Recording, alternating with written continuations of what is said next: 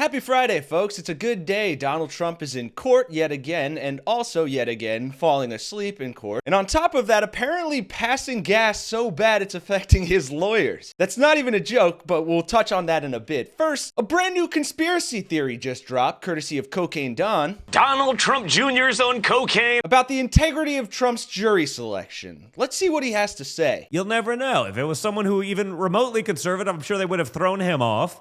The Democrats, they're evil and they're smart. They'll show up there in a MAGA hat and pretend they're conservative and unbiased, and then they'll go in there and they'll do the bidding of the fascists, the Democrat Party. Okay, calling the Democrats the fascist party compared to the Republicans that literally kowtow to and praise dictators and push Putin propaganda to stop bills from going through our own Congress? That's laughable at best. But also insinuating that Democrats are sending in people to Trump's trial like undercover agents. So dumb it makes my brain hurt. Kind of makes you wonder what other kind of hard-hitting topics Don Jr. touches on his Triggered podcast. The furry is like the trans community. They're going to be totally protected. They can bark at people. They can distract it because they think they're dogs and cats.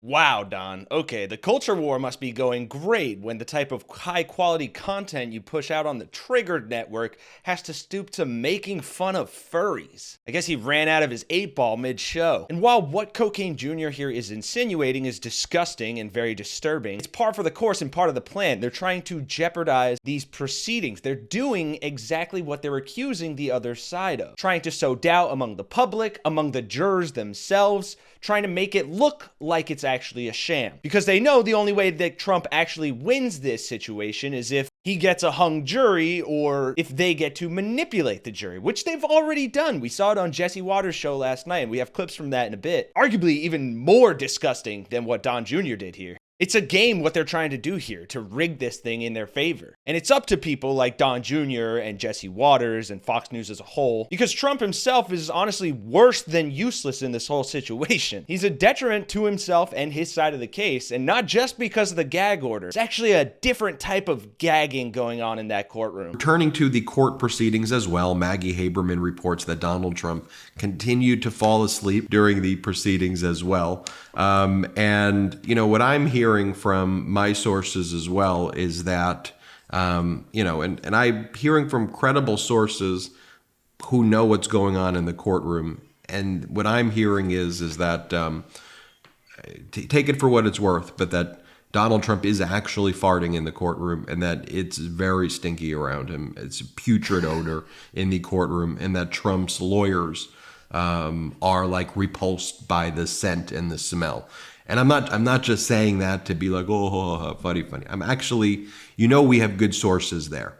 And I'm hearing it from actual credible people that as he's kind of falling asleep, he is actually passing gas, and that his lawyers are really struggling with the smell. Yeah, Trump's farts are so bad, they're literally gagging his lawyers as well. And it makes me think, like, there was this juror the other day who was dismissed that said Trump looked more yellow than orange. And thank God no one has to see his tighty whities, because God knows if they're still white. And while that is objectively hilarious, what the right is doing to this trial and these jurors is very much not. Because clearly, Fox's resident douchebag, Jesse Waters, is far more capable than Cocaine Jr. He was pushing the same kind of crap, but he actually got a juror released over concerns for her safety. As you see here, he broadcast extensive biographical details about her neighborhood, her occupation, education, marital and family status, and what industry her fiance works in. And you'll see in a second just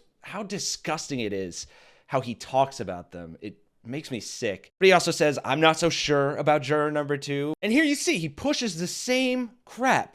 He claimed that undercover liberal activists are trying to get on the jury. And not only did he claim that, but Trump later promoted it on Truth Social, of course. So I want to play you some pieces of his segment, and then we'll look at Trump's comments, and then I also want to throw it over to our really legal expert, Ethan Behrman, to talk about kind of the implications of what he's doing here. And could this be a hung jury? All right, so the foreman's a salesman from Harlem, but he was born in Ireland, didn't finish college, married, no kids.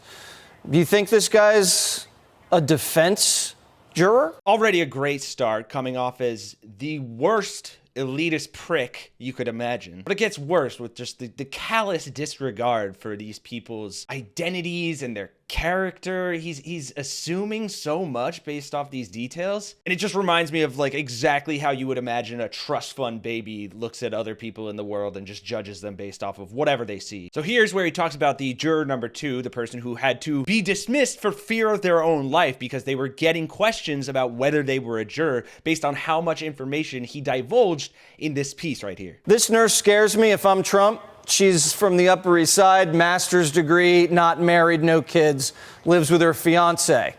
Gets her news from the New York Times and CNN. Yeah. Goodbye. You know, it sounded really good until I heard the CNN part of it and automatically strike that one. What a dick. And also, like, what a terrible concept of just, like, going in and analyzing all of the jurors and trying to see, oh, which one's on Trump's side and which one's on, you know, the prosecution side. Like, this feels like borderline juror tampering. It's disgusting. And the way he talks about these people, it's so demeaning. But this next part is particularly rich. All right, and then you got an Asian lawyer. Yeah. And he's a corporate guy. His law firm, you go right on it, says DEI all over it. Well, that is rich, Jesse, pointing out the DEI of this guy's website. Juror number 3 is a young Asian lawyer from Oregon. His corporate law firm features DEI on its homepage. Huh.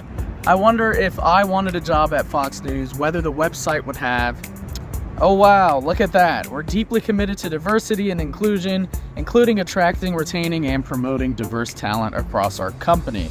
Okay, that's just Fox though. Recently, Trump launched a media company, and I wonder if on their website, yep, there it is, a commitment to diversity and inclusion. It's almost like this isn't a real problem because it's not. Almost every company has some sort of language about diversity on its website. And that's because they figure that the more ideas and the more backgrounds they reflect at their company, the better they can achieve their goals. At least that's what Fox and Trump's media company believe.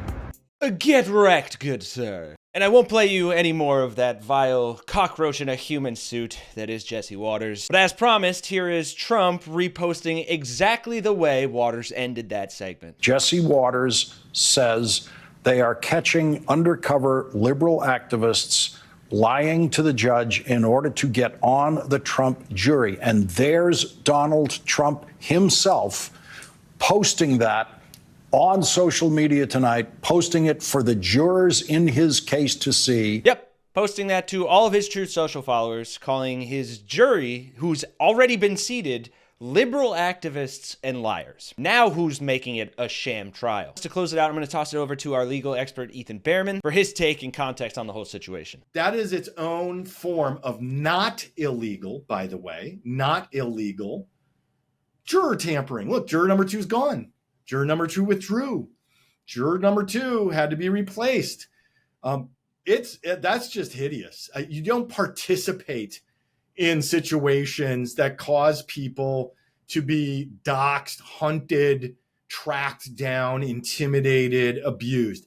It's not right, and nobody should be doing that. And Jesse Waters, his mom, should probably spank him. Disclaimer, that is not legal advice, Jesse Waters' mom. You can check out Ethan's full video and his interview with Mueller, She Wrote on the channel. Thank you all for being here. Thank you for watching. Let me know your thoughts in the comments down below. I'd love to hear what you think about this whole situation, whether it's Don Jr.'s crazy conspiracy theory or Jesse Waters being a total dick. And if you liked the video, please be sure to subscribe, hit that like button, the bell notification as well. It really helps out the channel and we appreciate it. And if you can, we'd greatly appreciate your support either here or on Patreon so we can continue to bring you these great and informative videos, keeping you updated with everything you need to know going into this very important election. For Really American, I'm Kenny Hesse, and I'll see you guys in the next one.